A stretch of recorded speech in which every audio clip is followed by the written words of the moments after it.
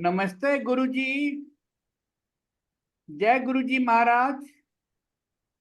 जय गुरुजी सत्संगत जी। शुक्राना गुरुजी महाराज the multilingual सेवादार टीम अब सबका स्वागत करती है।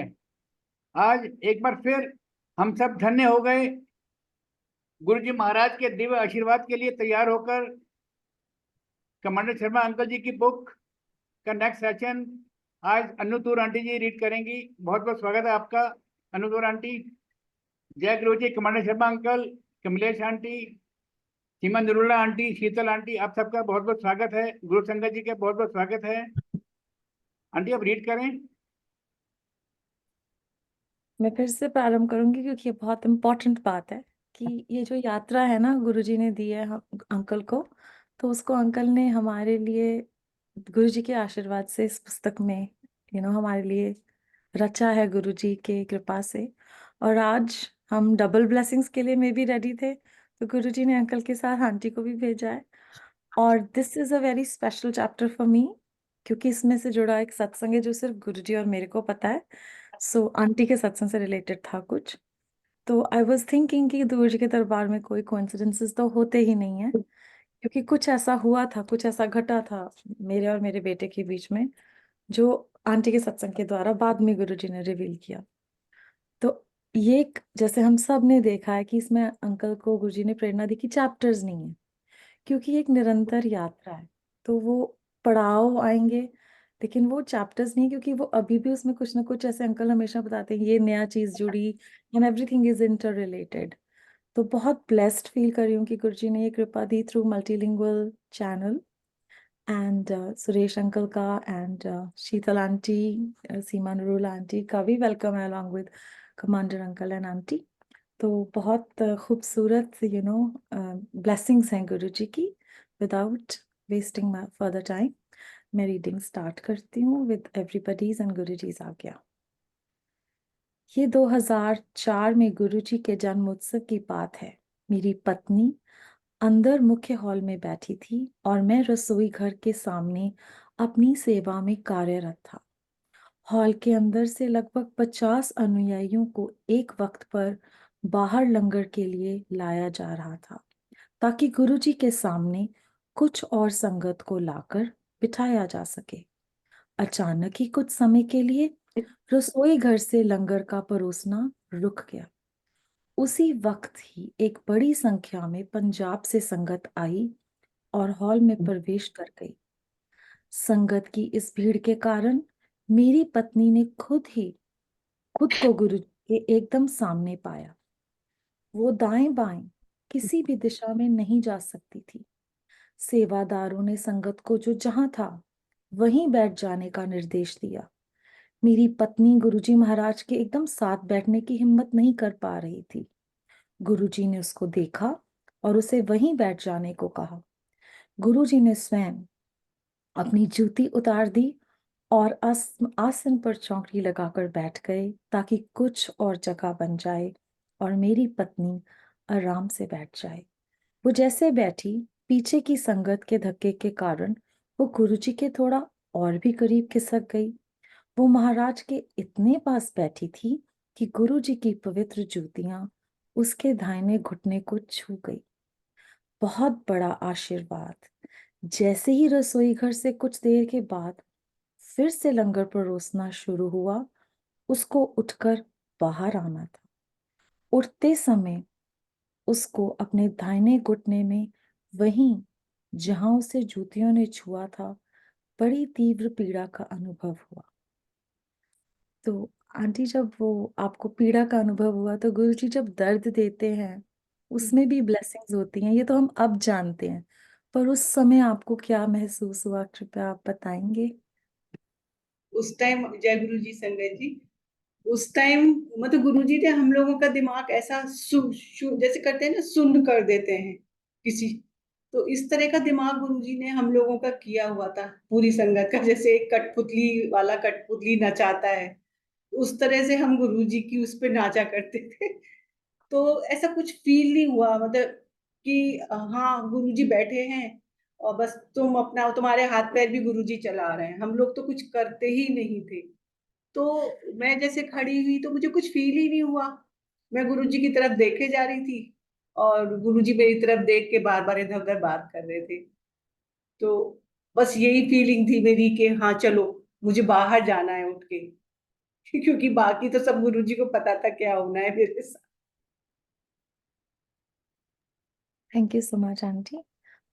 उसके बाद उसने मुझे बाद में बताया कि वो उसकी जिंदगी में अनुभव की हुई सबसे कष्टदायक पीड़ा थी। उसने जो प्रसव के समय पीड़ा अनुभव की थी, उससे भी कहीं अधिक थी वो पीड़ा। हर कोई यही सोचेगा कि वो गुरुजी के इतने पास बैठी थी और अनजाने में गुरुजी की जूतियों को छू लिया था। तो इससे बड़ा कोई और आशीर्वाद क्या होगा? और ये सच भी है। जैसे ही वह मुख्य हॉल से लंगर के लिए बाहर निकली, उन्होंने खुद को दूसरी ही दुनिया में पाया। वहां लंगर नहीं परोसा जा रहा था। लंबी लंबी दाढ़ी वाली संगत, जिन्होंने सफेद कपड़े पहने हुए थे, आपस में बातें करते हुए, खुशी में अपनी ही धुन में गाते हुए बस हवा में मानो तैर रहे थे। मेरी पत्नी दर्द के कारण हताश थी, अत्यधिक पसीने में लथपथ थी और रो रही थी। जी अंकल। बताइए आंटी। मतलब मैं गुरुजी के सामने खड़ी थी और मुझे ये भी नहीं पता था कि मुझे किधर जाना है, क्योंकि मैं बिल्कुल ऐसा हो गया था कि मुझे कुछ नहीं पता, मेरा दिमाग एकदम शून्य हो चुका है। और मैं खड़ी थी, पता नहीं कैसे मुझे संगत ने धक्का दिया, जने गुरुजी ने मुझे बाहर भेजा। मुझे नहीं याद कुछ भी, मुझे आज तक नहीं याद। क्योंकि मैं खड़ी हुई ना तो मेरे से खड़ा नहीं हुआ जा रहा था एक्चुअली। तो मैं सोची थी मैं तो ठीक घर से एकदम ठीक आई हूँ, मेरे तो कभी घुटने में आज तक दर्द नहीं हुआ। तो लोग कहते थे ना घुटने में दर्द होता है, तो मुझे हंसी आती थी, घुटने में कैसे दर्द हो सकता है लोगों के, सिर में तो होता है पर घुटने में तो कभी नहीं होता। और उस दिन गुरुजी ने बता दिया कि घुटने में भी होता है। तो मैं खड़ी थी और पता नहीं मैं कैसे, जो म्यूजिक जहाँ म्यूजिक सिस्टम चलता है उसके अपने को, जब मैंने आंख खोली तो मैंने उसके गेट पे अपने को पाया खड़ा। और मैं वहां खड़े होके देख रही हूँ कि ये तो वो मंदिर ही नहीं है जहां मैं आई हूँ। तो मुझे दूसरी मतलब बिल्कुल मुझे फीलिंग नहीं थी कि मैं उस मंदिर में हूँ जिसमें मैं थी शाम से। तो बिल्कुल अलग फीलिंग थी, कुछ समझ में नहीं आ रहा था, बस मैं खड़े होके देख रही थी वहां। और वहां पे लोग कैसे थे? लोग लोग मैं बस उस तरह मैं देख रही थी कि मैं कौन सी किस जगह आ गई हूं मैं। कि बाहर एकदम वाइट वाइट सब कुछ, पेड़ भी वाइट है, सब कुछ वाइट है, मतलब कलरफुल कुछ नहीं था। और लोग ना इतने खुश होके वहां पे घूम रहे हैं, उनके पैर नहीं है। मैं बार बार ध्यान से देख रही हूँ कि उनके पैर नहीं है, और वो बड़े गाना गाते हुए मस्ती में बिना एक दूसरे से कुछ भी बात करते हुए घूम रहे हैं, मतलब वहां पे। और चेहरे में पहचानती थी सबके। मैंने बाद में उन लोगों को बताया भी कि अंकल आप मैंने वहां देखे थे, आप देखे थे, आंटी मैंने आप वहां देखी थी, मतलब मैं चेहरा पहचान रही हूँ। पर उन लोगों के पैर नहीं है, ऊपर से नीचे तक वाइट है वो। और वो अपने में मस्त है, मतलब गाना गा रहे हैं, खुश खुश घूम रहे हैं, कोई दुख नहीं है। तो ये मैंने वहां देखा। और मैंने अपने को देखा तो मैं तो कलरफुल ड्रेस में हूँ, बाकी सब व्हाइट ड्रेस में है। तो एक्चुअली इस बुक के लिए बहुत सारा क्रेडिट नहीं, सारा क्रेडिट आंटी को दिया जाता है। और वो इसलिए क्योंकि मुझे कुछ याद नहीं था कि महाराज के साथ मेरा टाइम कैसे बीता। लेकिन हुआ क्या, कोविड टाइम्स में हमें जब जूम सत्संग करने पड़े तो मुझे रिकॉल करना था कि हमारे साथ हुआ क्या क्या था महाराज के चरणों में आने के बाद में, और अब तक हमारी लाइफ कैसे गुजरी। तो तब मुझे समझ में आया कि हम दोनों में मेमोरी इसी के पास है, मेरे पास नहीं है। तो मैंने एक नोटबुक निकाली और मैंने लिखना शुरू किया और इन्होंने मुझे बताना शुरू किया।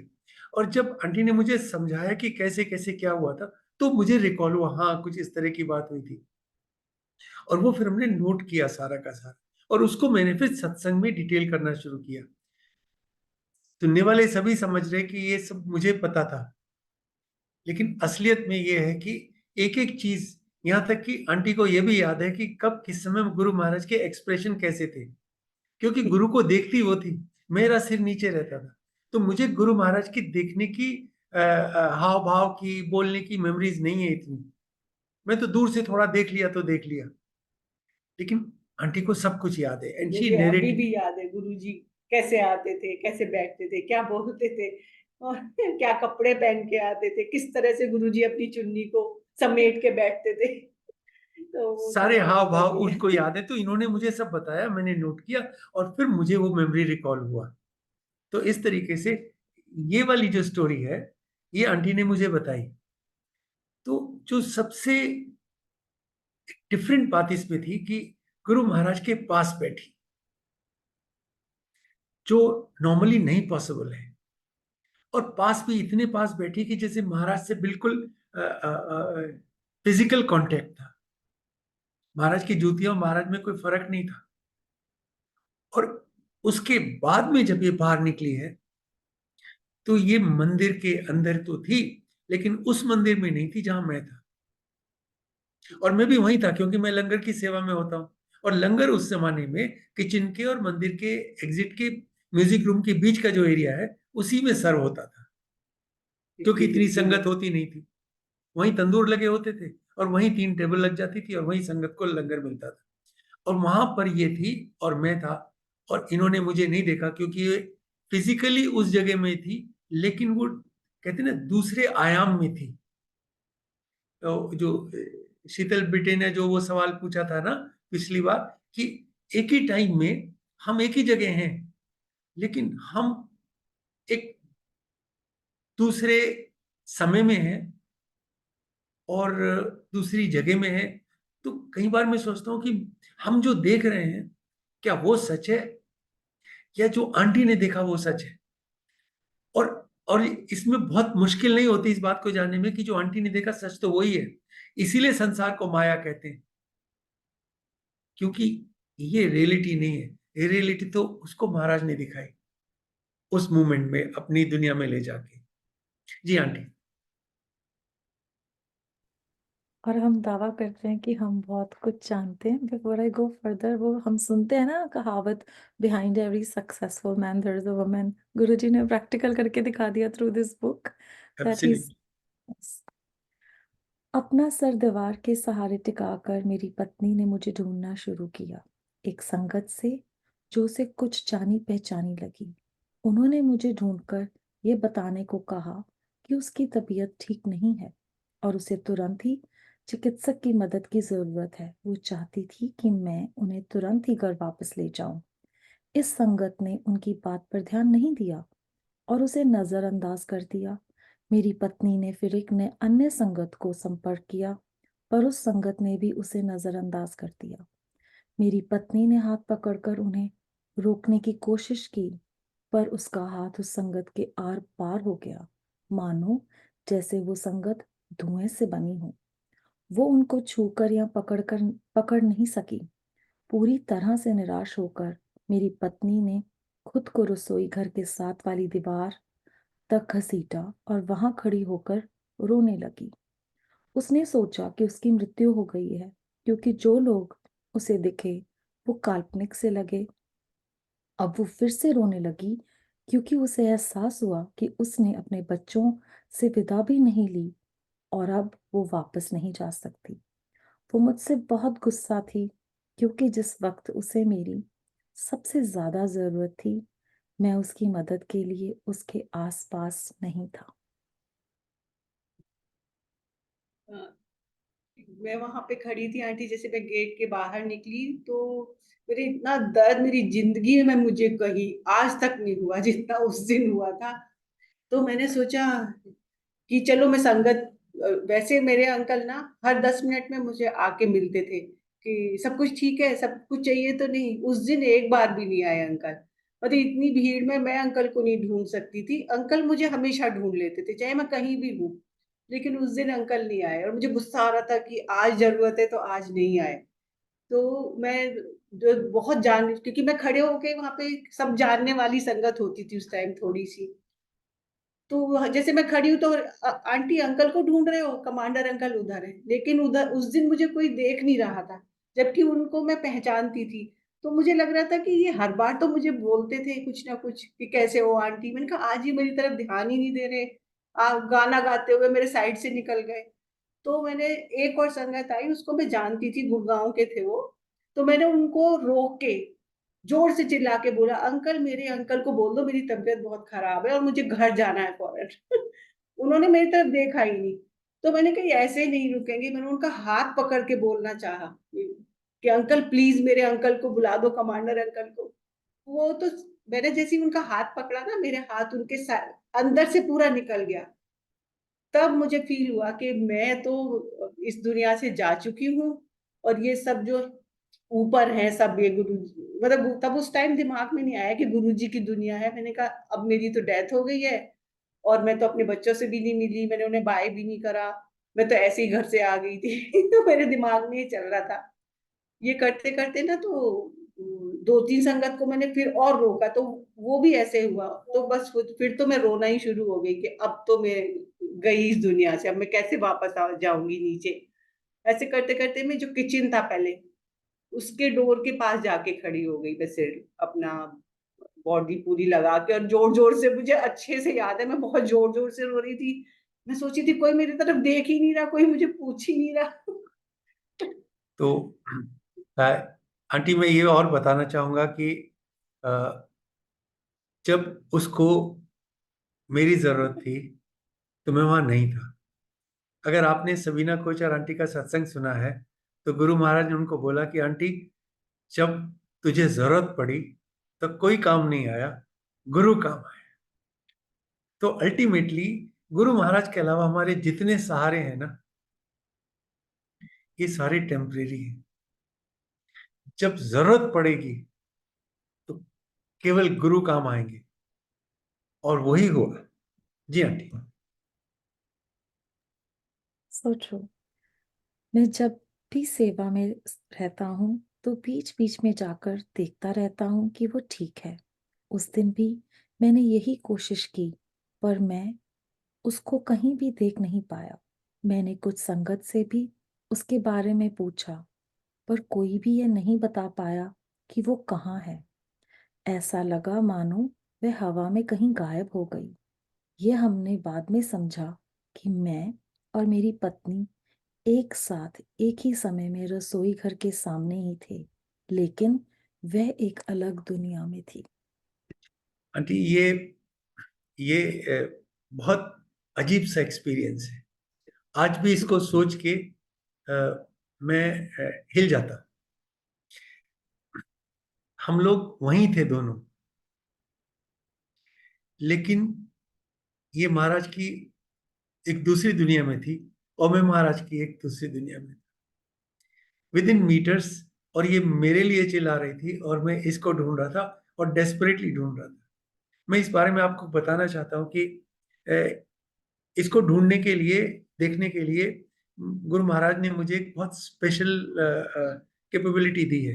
यानी 50,000 की संगत में भी मैं वहां चला जाता हूँ इसको देखने जहां पे कि ये होती है। और ये मुझे हमेशा कहती, तुम्हें कैसे पता मैं यहाँ खड़ी हूँ, मैं तो अभी भी यहाँ पे आई हूँ। तो मैं बहुत मजाक में इसके कहता हूँ कि मेरी सूंघने की शक्ति बहुत बहुत स्ट्रांग है, मैं आपको कहीं भी सूंघ सकता हूँ। लेकिन तो, और मुझे हर आधे घंटे में एक वैलिडेशन चाहिए कि ये ठीक है। और ये आदत बहुत सारे कारणों से बनी है, उनको यहाँ एलेबोरेट करना मुनासिब नहीं है। लेकिन इतना काफी है कि I needed to see her every once in a while. और उस दिन भी यही हुआ। और जब वो एक बार नहीं मिली तो मुझे वो आधे घंटे में देखने के बजाय मुझे 10-10 मिनट में ढूंढना था, और मैं सेवा भी कर रहा था। अब मैं दुविधा में था, मैं सेवा छोड़ नहीं सकता था। लेकिन बीच बीच में मैं किसी न किसी को अपना चमचा पकड़ा के और निकल जाता था कि मैं जरा 1 मिनट में आया। इतनी संगत नहीं थी, सब मंदिर के अंदर ही थी। इतना भरोसा था ये मंदिर के बाहर जाने वाली नहीं है। लेकिन मैं इसको देख नहीं पाया, और हम दोनों वहीं थे, एक ही जगह, बिल्कुल। मैं, एक समझिए कि मैं किचन के अपोजिट वाले जगह में था, और ये 6-7 मीटर दूर किचन की दीवार से पूरी सर हॉल लगा। में ही संगत आई हुई थी पूरी। बाहर कोई बैठता नहीं था उस टाइम, पूरे हॉल में ही हम लोग आ जाते थे, इतनी संगत थी पूरी। और उसमें मैं मैं नहीं मिली। और मैं उनको ढूंढ नहीं पाया उस दिन। जी aunty. Seema aunty, would you like to ask the question here?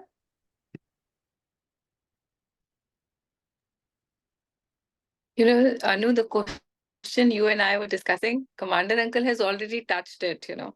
But still, Uncle, I would like to take you back to the page number 99, when we were talking about कि गुरु जी की दिव्यता सब जगह मौजूद है और कई आयामों और कई परिमंडलों में एक साथ काम कर रही है. I think this is exactly, that was, we were reading theory and this was practical, कि आप दोनों एक ही जगह थे, but they were two different world, two different universe. वो parallel universe का concept है ना, it was like that, कि आंटी एक universe में थी, you were in the other universe, being so near yet so far. So बिल्कुल. just elaborate, you know, because we've all read this theory of, you know, parallel universe and the, you know, that एक शक्ल के चार जगह होते हैं. And I was hearing in old Sangat's, another Sangat Satsang, when she said कि Guru Sahib, she had this opportunity to be with Guru Maharaj, so she was quoting him that, I'm sorry, excuse me, these were not the exact words because मुझे वो याद नहीं है, so I'll just say what I understood. कि गुरु साहब कहते थे कि अगर आप एक आयाम में हो और आपकी सोल को आगे बढ़ने के लिए, like to evolve the, you know, your soul's evolvement, if you finding it difficult, तो गुरु साहब कभी suddenly वो switch कर देते थे. जो एक हमसे आगे चल रही है, future में चल रही है, he will bring back that soul so that the journey of this soul becomes easy to evolve. So आपको कभी कभी लगता है ना कि जो ना अचानक बदल गया, क्या हुआ? Like how it happened. So he says कि this is what I do. I switch and then switch back quickly because वो soul की journey है, evolvement है. So I would like to hear what do you think about it and what is the theory and practical. Now we've read both, so let's correlate this. जी aunty, जो कुछ भी महाराज ने मुझे समझाया है और जहां से भी समझाया, अब मैं ये समझता हूं कि मैं अगर कुछ पढ़ता भी हूं तो वो महाराज पढ़वाते हैं ताकि मैं उसको अपने अनुभवों से लिंक कर सकूं और फिर संगत को शेयर कर सकूं. हमने एक जगह वो पढ़ा था ना कि हे ईश्वर, हमें अज्ञान से ज्ञान की तरफ ले चलो, अंधेरे से रोशनी की तरफ ले चलो और मृत्यु से जीवन की तरफ ले चलो. तो जिसको हम ये सोचते हैं कि ये जीवन है, ये एक्चुअली एक तरीके से ये अंधकार भी है, अज्ञानता भी है. और इसीलिए इसका नाम मृत्युलोक है, क्योंकि यहाँ मरने वाले लोग रहते हैं.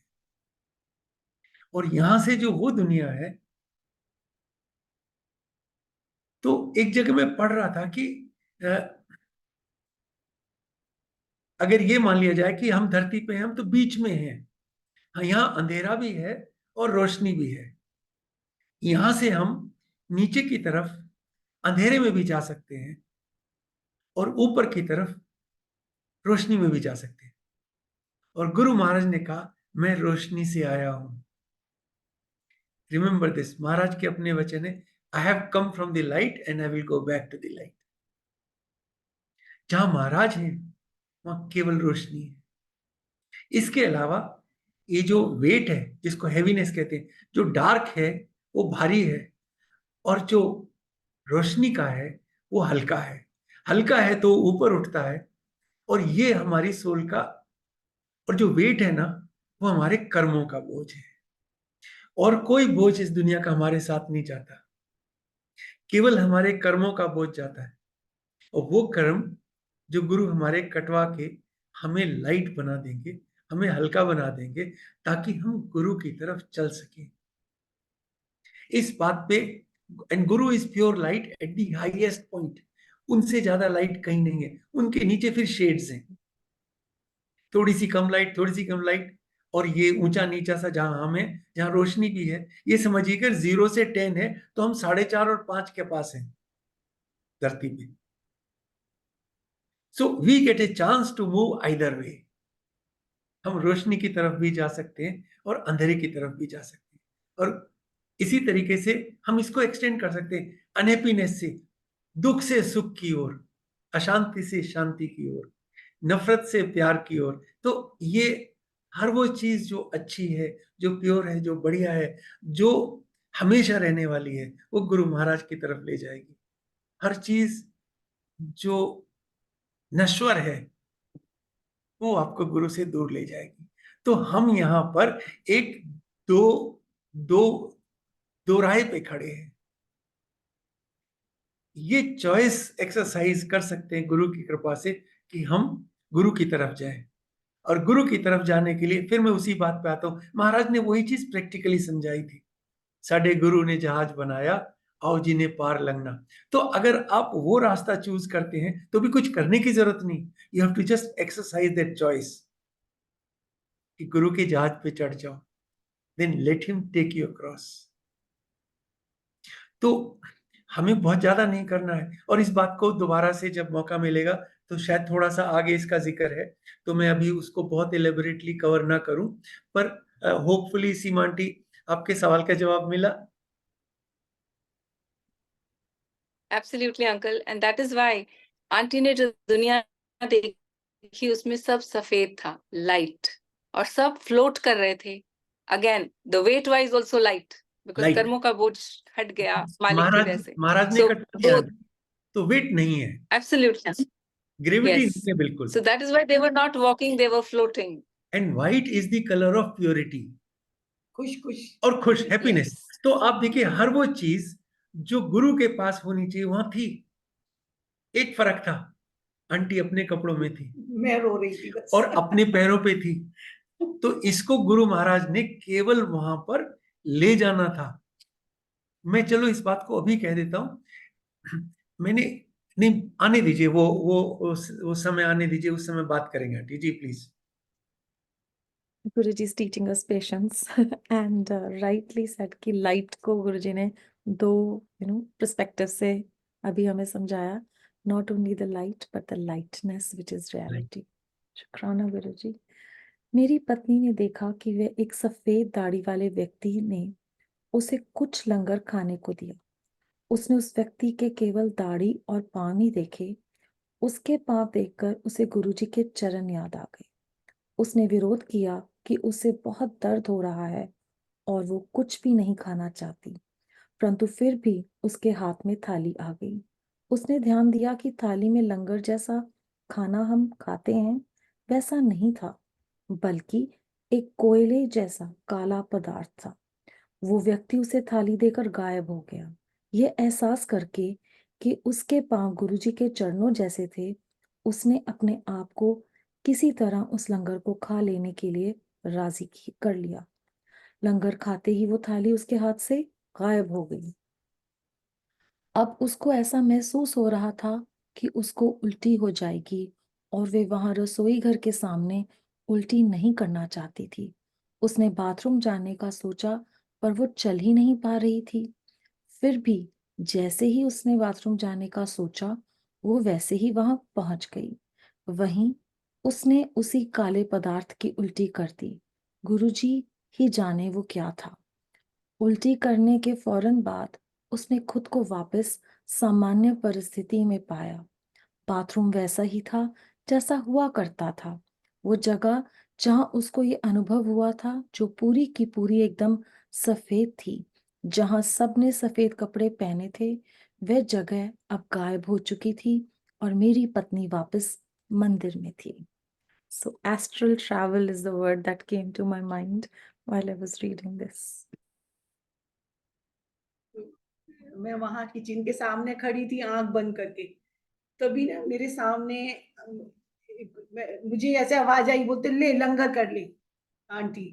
तो उस टाइम आंटी बहुत ज्यादा कॉमन नहीं था बोलना, तो वो ऐसे बोले ले लंगर कर ले। तो मैंने अपनी आंख खोली तो मैंने देखा सामने कोई खड़ा है, उसकी सफेद दाढ़ी है और मतलब उसने सफेद कपड़े पहने हुए हैं। तो मैंने बोला कि मन नहीं, मुझे लंगर नहीं करना, मेरी तबीयत ठीक नहीं है। वो उन्होंने कुछ सुना नहीं, मैं सामने मेरा हाथ ऐसे था वो पकड़ा के, और तो मैंने देखा, मैंने बोला मुझे लंगर नहीं करना। मैंने ध्यान से देखा कि उनके पैर दिख रहे हैं मुझे, और वो तब गुरुजी के चरण मुझे ऐसे बहुत ज्यादा याद नहीं थे, ब्लू ब्लू पैर थे नीचे, नेल्स जो। तो मैंने सोचा है कोई बोलता है कि गुरुजी के, मेरा दिमाग सही चल रहा था तो मैंने कहा गुरुजी के पैर ऐसे हैं। तो मैंने थाली पकड़ के देखा कि वो नॉर्मल थाली नहीं थी, मतलब वो नॉर्मल थाली नहीं थी, बड़ी अजीब सी थाली थी, जैसे हमको लंगर में मिलती है वो नहीं थी, एक ऐसे ट्रांसपेरेंट जैसी थाली थी, और उसमें काला काला छोटा सा कुछ रखा था। जो रोटी भी नहीं थी, सब्जी भी नहीं थी, जाने वो गुरुजी जाने वो क्या था, मुझे आज तक कभी समझ नहीं आया। तो मैं, मेरे साइड से फिर से कोई जा रहा था, तो मैंने बोला अंकल मुझे ये लंगर नहीं करना, और मेरी तबीयत ठीक नहीं है। तो वो बिना सुने फिर चले गए। तो मैंने बोला अब मैं इसको रख भी नहीं सकती कहीं थाली को, अब तो मुझे ये खाना ही पड़ेगा। मैंने फिर वो जैसे तैसे खा लिया, बहुत छोटी सी क्वांटिटी में था, वो मैंने खा लिया। फिर मैं सोचा अब मैं ये प्लेट इतनी दूर में डस्टबिन में डालने कैसे जाऊंगी, जहां अभी हॉल बनाया ना नया, वहां डस्टबिन रखा होता था। तो मैंने कहा अब मुझे लंगर की थाली तो दे दी, अब मैं इसको डालने कैसे जाऊं वहां। तो मैं मन मन में सोच रही थी, मैं आंख बंद करके फिर मैंने सिर पीछे लगा लिया। थोड़ी देर में मैंने देखा कि वो थाली मेरे हाथ में है ही नहीं। तो मैं थोड़ी सी देर खड़ी होंगी, मुझे ऐसा फील हुआ कि मुझे वोमिटिंग बहुत जोर से, मतलब सोचो लंगर का और उसका क्या रिलेट था, मुझे कभी समझ नहीं आया कि मुझे उल्टी एकदम से फील हुई कि मुझे वोमिटिंग होने वाली है बहुत जोर से। अब मैं सोच रही हूँ अब मैं कैसे जाऊं यहाँ से, क्योंकि मेरे पैर से तो चला नहीं जा रहा है, बिल्कुल सरका भी नहीं जा रहा है वहां से। अब मैं, और वहां मैं वोमिटिंग करना नहीं चाह रही थी क्योंकि किचन था सामने। फिर मैंने आंख बंद कर लिया, मैंने कहा मैं क्या करूं, मैं रो रही थी, मैंने कहा ये तो आज मेरे साथ बहुत ही बुरा हो रहा है। थोड़ी देर में मैंने अपनी आंख खोली कि चलो मैं सड़क की कोशिश करती हूँ। तो मैंने देखा कि मैं टॉयलेट में खड़ी हूँ। तो वो वाइट ही था टॉयलेट उस टाइम तक। बस मैं पहुंची हूँ सिंक के पास, और मुझे फटाफट 2 बार वोमिटिंग हुई। एकदम से तारकोल पिया है मैंने, जैसे तारकोल होता है ना इस तरह का काला काला एकदम। जबकि मुझे ऐसी उल्टी उससे पहले कभी नहीं हुई थी, ना बाद में हुई। अब गुरुजी ने पता नहीं क्या मेरे अंदर से निकाला था वो। 2 बार मुझे वोमिटिंग हुई, उसके बाद मैंने शीशे में देखा तो मेरा, देखा कि पीछे पूरा जो टॉयलेट जैसे था वो सब दिखना शुरू हो गया कलरफुल। मैंने एकदम चौंक के देखा कि ये क्या हुआ। मैं तो वापस आ गई मंदिर में। मैं दौड़ के गई बाहर, तो देखा सब पेड़ जो है ग्रीन है, और संगत जो है थोड़ी सी रह गई थी, क्योंकि 12 बजे तक सारा लंगर खत्म हो जाता था, उस टाइम संगत चली जाती थी। थोड़ी सी संगत थी जो जा रही थी, सेवादार थे। तो मैंने कहा अब मैं क्या करूं, ये तो मुझे दिख ही नहीं रहे मेरे अंकल तो ये मेरे साथ वहां पे हुआ। जी आंटी। सुन के ही लगता है कि मतलब जैसे हम वहीं पहुंच गए हैं, बिकॉज इतने इलेबोरेट जो आपके साथ हुआ, आपने बहुत खूबसूरती से गुरु जी की कृपा से हमें सुनाया। I mean I am still there trying to come back. जब वो बाथरूम से निकली तो उसका दर्द जा चुका था, वो पैदल चल पाई, सर से पांव तक वो पसीने से भीगी हुई थी, और मुझे ढूंढते ढूंढते मुख्य दरबार हॉल की ओर जाने वाली सीढ़ियों पर आकर बैठ गई। लगभग सुबह के 2 बजे होंगे जब आखिरकार वो मुझे वहीं पर बैठी मिल गई। वो काफी बीमार और दुखी लग रही थी। मैं बहुत डर गया। उस वक्त वो केवल घर लौटना चाहती थी। मैंने उसे समझाया कि मैं बिना गुरुजी की आज्ञा लिए उसे घर नहीं ले जा सकता। बाकी संगत की तरह मुझे भी पूरी आस्था थी कि हम मंदिर के अंदर हमेशा सुरक्षित हैं। उसने विरोध किया, पर मैंने अपनी बात दोहराई कि हम गुरुजी की आज्ञा मिलने पर ही घर जाएंगे। मैं नहीं जानता था कि उस पर क्या गुजरी है, पर मैं ये यकीनन जानता था कि मंदिर के अंदर गुरुजी के साथ वो सुरक्षित है। उसने फिर विरोध किया और कहा कि गुरुजी मुझे फिर से 1 घंटे के लिए रोकने लगे और उसे वहां कष्ट ही रहेगा। पर मैं अंदर गया और गुरुजी से आज्ञा भी तुरंत ही मिल गई। ये स्पष्ट था कि महाराज जानते थे। जय गुरु जी। Commander uncle. जी अंकल। कमांडर अंकल, जब गुरुजी महाराज ने आपको आज्ञा दे दी तो उस टाइम आपकी क्या प्रतिक्रिया थी, और आंटी को दर्द में देखकर आप क्या सोच रहे थे? अंकल मैं कि एक तो ये कि आंटी को देखूं और वो मुझे वापस स्माइल नहीं करे तो मेरी दुनिया तो उतने में ही खत्म हो जाती है। तो वो रो रही थी। I was absolutely gated. मुझे नहीं पता कि मैं क्या बोलता। तो अब मैं बहुत डिलेमा में था। एक तो सुबह के 2 बजे के आसपास वो मुझे मिली थी, मंदिर की सीढ़ियों पे बैठी थी, थोड़ी सी संगत महाराज के पास बैठी थी। मुझे अभी भी याद है 15 लोग थे। महाराज जो जो गुल्लक रूम है ना, उस वाला जो दरवाजा है, उस दरवाजे के साइड में फ्लोर के ऊपर ही पीछे तकिया लगा के, कमर लगा के फर्श पर ही बैठे थे। तो मैंने इसको बोला, इसने बोला मुझे घर जाना है। मैंने कहा अच्छा, आंटी का हुक्म है तो सिर माथे पर है, पर गुरु महाराज से आज्ञा लिए बिना कोई चांस नहीं था। एक ये कंडीशन थी कि मैं आज्ञा लिए बिना तो नहीं जाऊंगा। और इसने मुझसे कुछ कुछ बोलना शुरू कर दिया कि मेरी तबीयत खराब हो गई है, मैं यहाँ मर रही हूँ और तुम मुझे नहीं ले जा रहे हो। मैंने कहा अच्छा। मेरे मन में अंकल ये आया कि अगर इसकी हालत वाकई इतनी खराब है तो मैं इसे बिल्कुल नहीं ले जाऊंगा यहाँ से, क्योंकि मुझे लगा ये यहाँ से बाहर निकली और ये गई, क्योंकि ये उस तरह की शक्ल इसकी हो चुकी थी। नहीं, मेरे सारे बालों से पानी टपक रहा था, पसीने, और मैं चुन्नी से अपना बदन पोंछ पोंछ के निचोड़ रही थी। मतलब मेरी इतनी हालत खराब थी। जिंदगी में मेरी हालत इतनी तो- खराब कभी नहीं हुई जितनी उस दिन थी। तो मैंने कहा मैं महाराज से आज्ञा लेके आया। इसने कहा मुझसे कि नहीं, महाराज के पास जाओगे, वो बैठा लेंगे, आज्ञा पता नहीं कब देंगे, मैं यहाँ पे मर रही हूँ। तो मैंने कहा देखो कुछ भी हो जाए, आज्ञा के बिना मैं नहीं जाने वाला हूँ, और ये फाइनल है, आप बैठो। लेकिन गुरु महाराज सब जानते हैं। जैसे ही मैं अंदर गया, सबसे पहले बुलाया। महाराज की तरफ देखा, महाराज ने हाथ से इशारे से बोले जाओ, इमीडिएटली। और ये चलने की हालत में नहीं थी। मुझे याद है सिंगला अंकल से रिक्वेस्ट करके जो पीछे वाला एग्जिट गेट है वहां से कार अंदर आई, आंटी को उसमें बैठाया और मैं इसको सीधा घर लेके गया, लेकिन गुरु महाराज की आज्ञा के बाद में। अंकल फील क्या हुआ? फील तो ये होता है कि आपकी आपकी दुनिया रिवॉल्व करती है, मतलब between Guru Maharaj and aunty. ये दुनिया है, इसके बाहर कुछ नहीं है।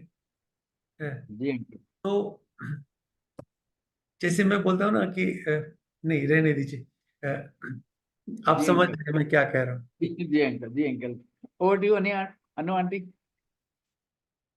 तो so platonic, हम गाड़ी चलाकर घर लौट आए।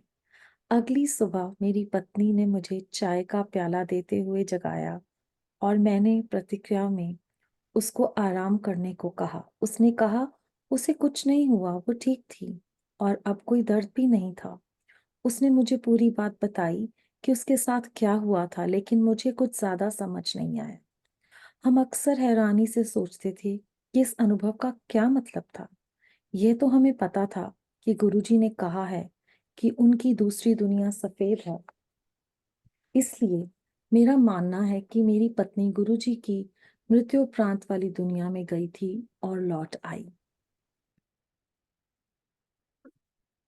ये बिल्कुल क्लियर था मेरे दिमाग में आंटी कि ये चली गई थी, और ये वापस इसलिए आई कि इसने रो रो के बुरा हाल कर दिया है। महाराज को इसने बोला मुझे तो मेरे घर जाना है, मुझे मेरे यहाँ घर नहीं जाना है, रहना। मुझे यहाँ नहीं रहना, मुझे मेरे बच्चों के पास जाना है, और मैंने बच्चों से बात भी नहीं की है। लेकिन ना उस टाइम बहुत हमें अकल नहीं थी ना, 2-3 साल ही गुरुजी से जुड़े हुए थे। आज मैं ये कहती हूँ कि आज अगर ऐसा होता तो मैं बड़ी खुशी खुशी वहीं रह जाती और फिर मैं वापस नहीं आती। पर गुरुजी का वो तो अभी भी वो मुझे बता देते कि आज महाराज ऐसा मौका दे, तो उसे बिल्कुल कोई नहीं कोई आज। इंटरेस्ट नहीं है इतना इस दुनिया में। इतनी खुशी खुशी वहां लोग थे, तो मैं सोचती हूँ कि नहीं, वो ही तो ज्यादा अच्छी दुनिया है।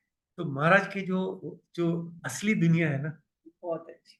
वो बहुत बढ़िया है, बहुत खूबसूरत है, और बहुत सुकून वाली है, बहुत प्यार की है, और एक तरीके से कहें रोशन है और हल्की है। यानी बोझ तो केवल कर्मों का होता है, और वो महाराज ने कटवा देंगे। इसलिए जब आप उनके पास जाएंगे तो आप बहुत कहना चाहिए बिल्कुल अकाल्पनिक स्थिति में होंगे। हम उसकी कल्पना भी नहीं कर सकते, ओनली ही नोस। इसलिए जब भी कभी हम, शुरू से हमारा एक ही वो है, सही जगह आ गए हो और यहां से कहीं मत जाना। पहले दिन दरबार में जब महाराज से के दर्शन हुए थे, और एक अंकल से मैंने जब पूछा था ये एम्पायर स्टेट वाले गुरुजी हैं, तो उन्होंने मुझे 2 बातें कही थी और मैं उनको रिपीट करते करते यहाँ पहुंचा हूं 23 साल के बाद तक, और ये दोनों लाइनें वैसी की वैसी ही बताता हूं। मुझे गुरु महाराज ने बोला, सही जगह आ गए हो और यहाँ से कहीं मत जाना। और मैं अपनी सारी संगत से यही बोलता हूं हर बार, आप बिल्कुल सही जगह, यहाँ से कहीं मत जाना, क्योंकि अगर इस गुरु के दरवाजे पे आपका कुछ नहीं हुआ तो आपका कुछ नहीं हुआ। जी आंटी।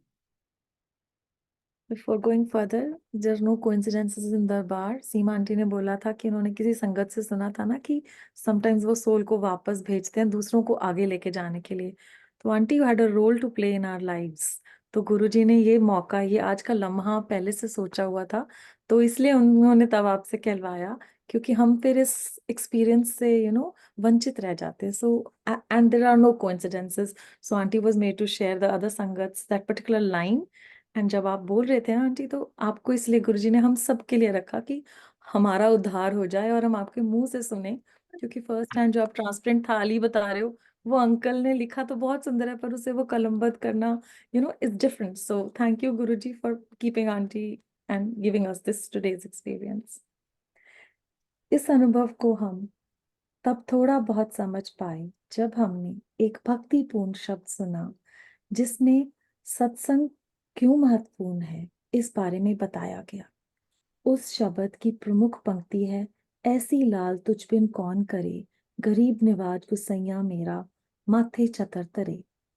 इस शब्द की व्याख्या हमें बताती है कि कैसे मंडी का राजा श्री गुरु अर्जन देव जी का अनुयायी बन गया और उनके सत्संग और दर्शनों को जाने लगा।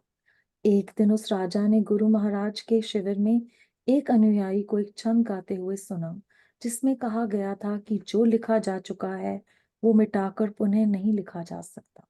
राजा ने गुरु महाराज से पूछा, क्या किस्मत में कोई परिवर्तन किया जा सकता है या कुछ सुधार हो सकता है? अगर हमें अपने कर्मों का फल भुगतना ही है तो फिर सत्संग जाने का क्या फायदा? गुरु महाराज ने उस दिन उसे जवाब देना टाल दिया और राजा अपने महल को वापस चला गया। उस रात राजा को एक सपना आया। उसने देखा कि वह अपने अगले जन्म में एक सफाई कर्मी बन गया है और अपनी पत्नी और बच्चों को छोड़कर वह गरीबी की अवस्था में ही मृत्यु को प्राप्त हो गया है। अगले दिन गुरु महाराज राजा को अपने साथ घोड़े पर बिठाकर एक गांव में ले गए। गांव वाले राजा को देखकर आश्चर्यचकित हो गए और कुछ नफरत भरी नाराजगी से उसको देखने लगे। एक सफाई कर्मी जो एकदम राजा की ही तरह दिखता था और उसी की उम्र का था, एक दिन पहले मृत्यु को प्राप्त हो गया था। वो सब गांव वाले उससे इसलिए नाराज थे कि वो सफाई कर्मी अपने परिवार की देखभाल करने की जगह अब राजसी वस्त्र पहनकर घूम फिर रहा था। उसकी पत्नी और बच्चे भी उसको राजा के रूप में स्वीकार नहीं कर पाए। वे भी उसे सफाई कर्मी ही मानते रहे। राजा को उस परिवार की हालत देखकर दुख हुआ, पर उसने कहा कि वो सफाई कर्मी नहीं बल्कि मंडी का राजा है। गांव वाले जोर देते रहे कि वो सफाई कर्मी है जिसकी अभी अभी मृत्यु हो गई थी।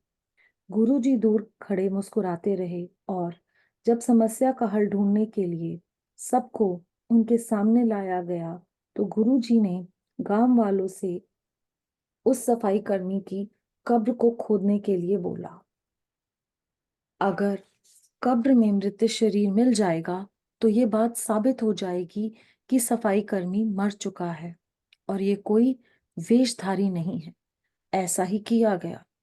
सफाई कर्मी का मृत शरीर कब्र से मिल गया था। जब गुरु महाराज और राजा घोड़े पर सवार होकर वापस जा रहे थे, राजा ने फिर से जानना चाहा कि सत्संग जाने का क्या फायदा है। गुरु महाराज ने कहा, उसने अभी अभी सत्संग के फायदे का प्रत्यक्ष अनुभव किया है। गुरु महाराज ने समझाया कि अगले जन्म में राजा को एक सफाई कर्मी के रूप में जन्म लेना था।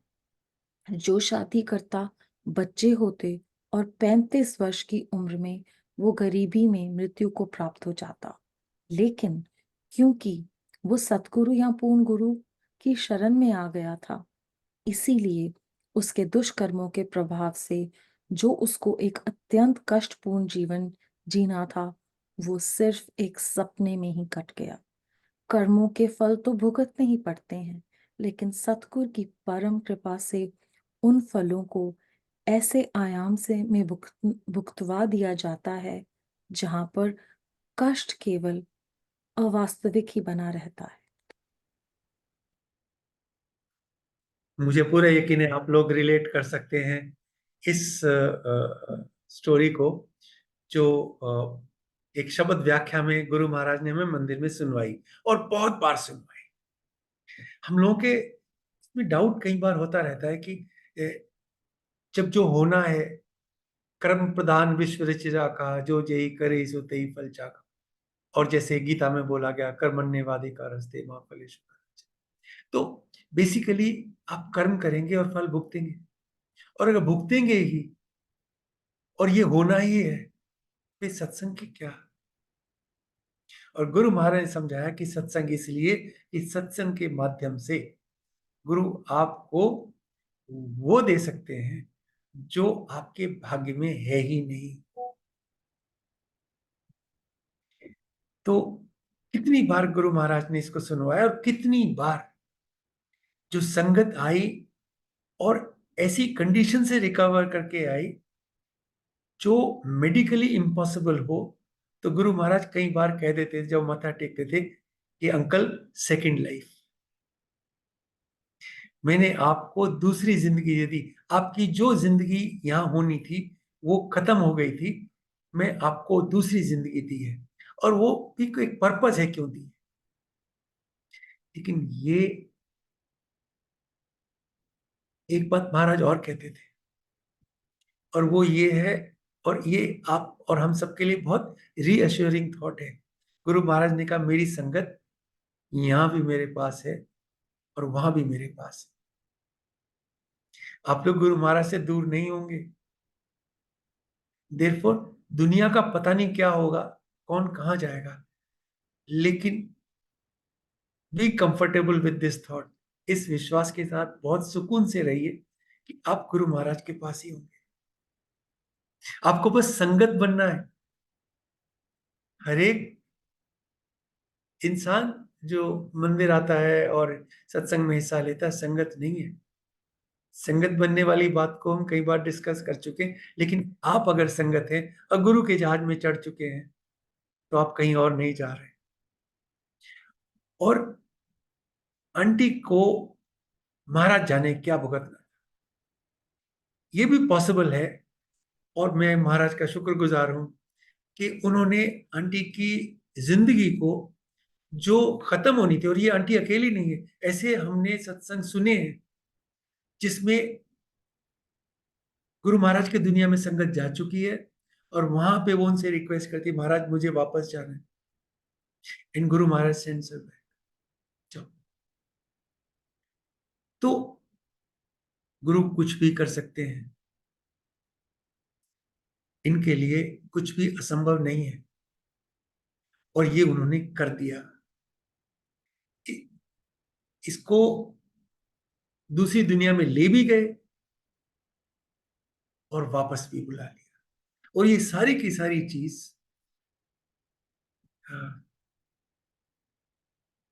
उसी मंदिर में, उसी जगह हम सबके साथ रहते रहते हो गई। हम यहां और आंटी वहां, और फिर वापस। ये हैं हमारे गुरुजी, जैसे जेठरा अंकल कहते हैं ना अपना सत्संग करते हुए, ऐसे हैं हमारे। जी aunty. Sheetal aunty,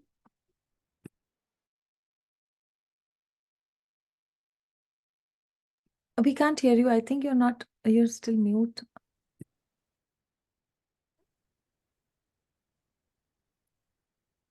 We can't hear you. Are you connected to some Bluetooth device? तो वो disconnect कर लें.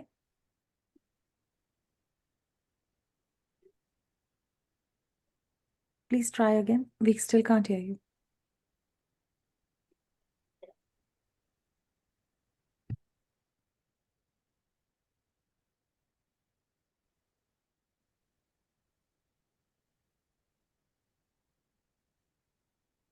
आप एक बार लॉग आउट करके लॉग इन करके दोबारा चेक कर लें, we can wait for you, no problem.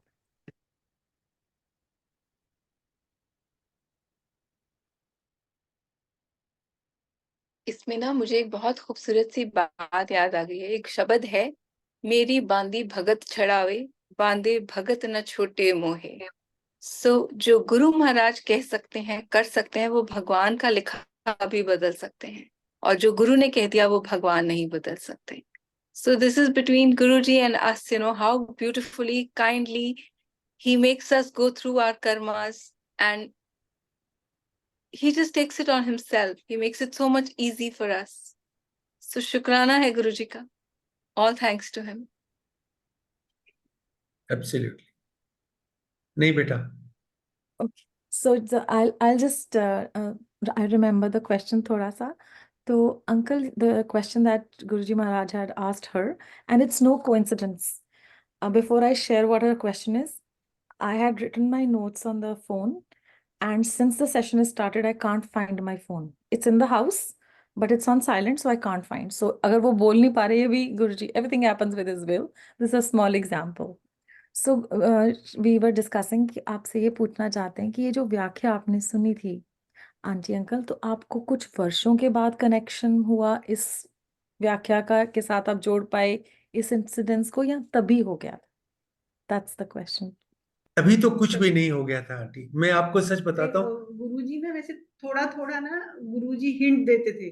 जैसे हम सैटरडे को फिर गए गुरुजी के यहाँ, तो जैसे मैंने बताया, दिमाग तो हमारा ना, जहाँ गुरुजी कहते थे कि जूते उतार के आओ, वहीं दिमाग छोड़कर आया करो, तो हमारा तो खुद ही छूट जाता था। हमें छोड़ने की जरूरत ही नहीं पड़ी कभी, क्योंकि जैसे ही एंटर करते थे एम्पायर स्टेट में, तो लगता था कि जो दुनिया बाहर जूते के उधर, वो तो दुनिया अलग है, ये दुनिया बिल्कुल ऐसे फील होता था कि ये वो दुनिया ही नहीं है जिस दुनिया में हम रहते हैं बाकी 6-7 दिन।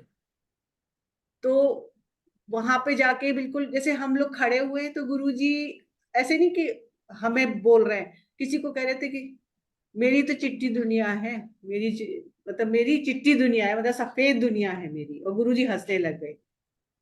तो उससे मतलब धीरे धीरे गुरुजी समझा देते थे, कि समझ आने लग गया था कि हाँ, कि मैं जहाँ गई थी वो गुरुजी की दुनिया है। धीरे धीरे थोड़ा थोड़ा लगता था, कभी कभी गुरुजी कुछ बोलते थे तो समझ तो आने लग गया था। समझाने वाले भी गुरुजी थे कि समझ आ जाए, तो वो तो बताते ही थे। जी आंटी।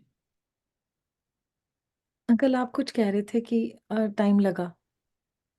आंटी, दो बातें हैं कि एक तो उतना ही समझे जितना महाराज ने समझने दिया, क्योंकि रिमोट कंट्रोल गुरुजी महाराज के पास तब भी था और आज भी है।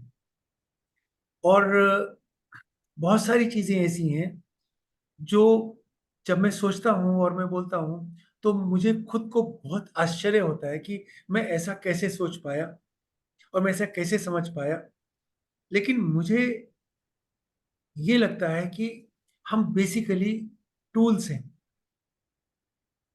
शतरंज की बिसात पे मोहरे हैं, जो कहने में तो लगता है कि हाँ कि वजीर ने बादशाह को शह दे दी या हाथी ने पैदल को मार लिया, लेकिन कोई भी कुछ नहीं कर रहा है, चाल कोई और चल रहा है। तो एक तरीके से ये फीलिंग रहती है कि हम दरअसल कुछ है नहीं। इसलिए अगर हम कुछ सोच भी रहे हैं और समझ भी रहे हैं, तो हम अपनी मर्जी से, अपनी इच्छा से, अपनी समझ से नहीं समझ रहे। वो एक जैसे शब्द आता है ना, जे सिमरे जिन आप सिमराए, मतलब आपको गुरु अपने से उतना ही, आप उतना ही जुड़ सकते हैं महाराज से जितना वो आपको जोड़ने देते हैं, उतना ही समझते हैं जितना समझने देते हैं, और उतना ही ब्लैंक रहते हैं जितना आपको रखते हैं। सो हमारा इसमें कोई रोल है नहीं। लेकिन आपकी बात का जवाब दे दूं, तो थोड़ा सा समझ में तो आ गया था उस दिन कि इसके साथ गड़बड़ तो हुई है, लेकिन क्यों हुई है, और गुरु महाराज की जूतियों से घुटना टच होने का और उसके बाद की सफरिंग का क्या कनेक्शन है, ये टाइम आते आते समझ में आया। टाइम तो लगा, लेकिन जैसे आंटी ने बोला, गुरुजी ने किसी को सुनाया। जब ये मत्था टेक रही थी, महाराज कैसे कह रही, मेरी जो दुनिया है ना वो चिट्ठी है, and he is indirectly telling her कि तू जहां से होके आई है ना वो मेरी दुनिया है। और गुरु महाराज का बताने का तरीका भी बहुत सटल था। जैसे मैंने पहले एक सत्संग में, बुक में, रीडिंग में शेयर किया था कि जब मुझे महाराज ने मंदिर के एक बड़े फंक्शन में टमाटर और सैलेड काटने की सेवा दी, तो जब आंटी निकल रही थी तो Guru Maharaj just looked at her and give her a big smile, which is very unusual, very unlikely, और ऐसा नहीं होता। तो मुझसे जब इसने पूछा कि महाराज मुझे देख के क्यों मुस्कुरा रहे थे इतने, तो मैंने बोला तुझे बता रहे थे कि अंकल जो रो रहा था ना कि मुझे सेवा नहीं मिलती है, उसको आज मैंने उसको 2 बोरी टमाटर काटने पे लगा दिया। अभी पूछ ले उससे कि और सेवा चाहिए या नहीं। So in a way, in a very lighter way Maharaj convey करते, और उनकी जो जो सटलिटी है ना मैसेज को बताने की, वो बहुत ही यूनिक है। महाराज इशारों इशारों में समझा देते हैं, बिना बोले हुए सीधा लाइन पे ले आते हैं। उनको उनको बहुत कुछ कहना सुनना नहीं पड़ता, वो बस बस हो जाता है।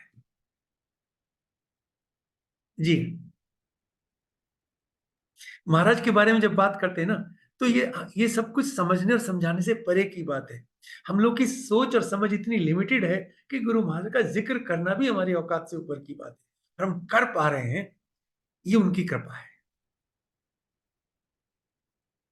जी आंटी। सर, जैसा गुरुजी भी कहा करते थे, शूल को सुई बना दिया, अर्थात अत्यधिक भयानक कष्टों को कम करके केवल सुई की चुभन जितना दर्द बना दिया। हम समझ गए कि मेरी पत्नी को भी एक अन्य आयाम में ले जाकर गुरुजी ने उसके कष्टों को कुछ घंटों की दर्द में परिवर्तित करके छोटा भी कर दिया, और उसको गुरुजी मृत्यु का अनुभव कराकर वापस भी ले आए।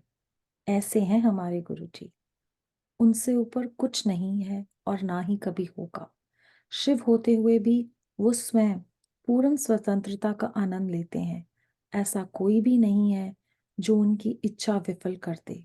वो किसी भी रीति रिवाज या आचरण से जुड़ी मानव बाध्यता का पालन नहीं करते। वो इन्हें केवल इसलिए अपना लेते हैं ताकि अपनी संगत को खुश कर सकें और उन्हें आशीर्वाद दे सकें। भगवान शिव के मां पार्वती से विवाह का स्मरण करें तो पाएंगे कि वहां भगवान शिव ने तपस्वी की वेशभूषा त्याग कर दूल्हे का रूप अपनाया था। उसी प्रकार गुरुजी ने भी संतों की वेशभूषा से जुड़े पारंपरिक मापदंड का अनुसरण नहीं किया। छोटी छोटी घटनाएं भी सारे लोकों और संपूर्ण ब्रह्मांडों पर गुरुजी की प्रभुता को सिद्ध करती है। अंकल, यहाँ पर लास्ट सेशन में भी आपने बहुत सारे सत्संग शेयर किए जिन्हें कलम और कागज का साथ नहीं मिला, तो यहाँ पे अगर आपको कुछ और ऐसे सत्संग याद आते हैं तो प्लीज शेयर करें।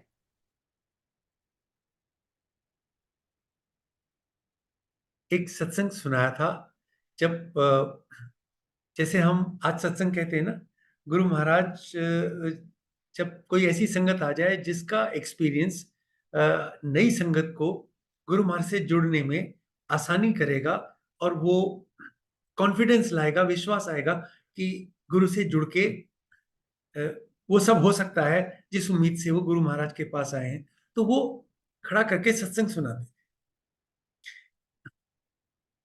मैं नाम नहीं लूंगा क्योंकि उससे कोई फर्क नहीं पड़ता। आप यकीन करेंगे कि मैं जो कह रहा हूं वो मैंने सुना है। तो एक संगत पंजाब से आई,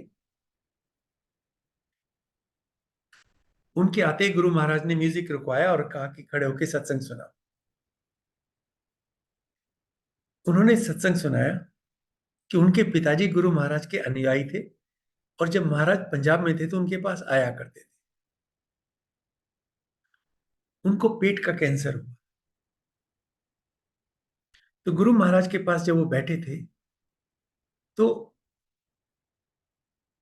उन्होंने गुरु से कहा, गुरु जी मुझे डॉक्टरों ने ये बताया कि वो स्टेज आ जाएगी जब मेरे मुंह से ही खाना निकाल डाला जाएगा और इधर से ही वेस्ट वापस लाया जाएगा। महाराज मेरी जिंदगी तो नरक हो जाएगी। तो गुरु महाराज ने उनका नाम लेके कहा कि अंकल, मैं ना आपको यहां नरक भुगतने दूंगा और ना वहां नरक भुगतने दूंगा। अगेन महाराज दोनों दुनिया की बात कर रहे हैं, यहां की बात नहीं कर रहे। हम लोग बहुत छोटी सोच से यहीं यहीं की बात करते हैं, मेरा ये हो जाए, मेरा वो हो जाए। महाराज ने उनको नाम लेके कहा कि मैं आपको ना यहां नरक भुगतने दूंगा और ना वहां नरक भुगतने दूंगा। उसके बाद गुरु महाराज ने उन्हें कहा कि अब आप घर जाएं और आराम करें। उसके बाद महाराज ने उनके बेटे को बुलाया जो सत्संग सुना रहे थे दरबार में हमें, और उनको कहा कि देखो मैं इन्हें ठीक कर सकता हूं, पर इनकी उतनी उम्र अब बाकी नहीं है। अब आप जाओ और इनकी सेवा करो। और फिर गुरु महाराज ने एक डेट दे दी कि इस दिन इनका रिकॉल हो जाएगा। उस दिन ये अपने पिताजी के पास वेट कर रहे थे जब उनको लेने के लिए दो लोग आए घर में, और इन्होंने उनसे पूछा तो उन्होंने बताया, और ये डायलॉग हुआ कि हम इन्हें लेने आए हैं पर हम ले जा नहीं पा रहे हैं। और इन्होंने बोला क्यों? तो बोला गुरु महाराज का हुक्म हुआ है कि अभी नहीं ले जा सकते, दोबारा आएंगे। ये अगले ही दिन भाग के गुरु महाराज के पास पहुंचे, और इससे पहले कि ये कुछ बोलते, गुरु महाराज ने उनसे पूछा, बताया रात को आए थे? हाँ जी गुरु जी, मैंने मना कर दिया।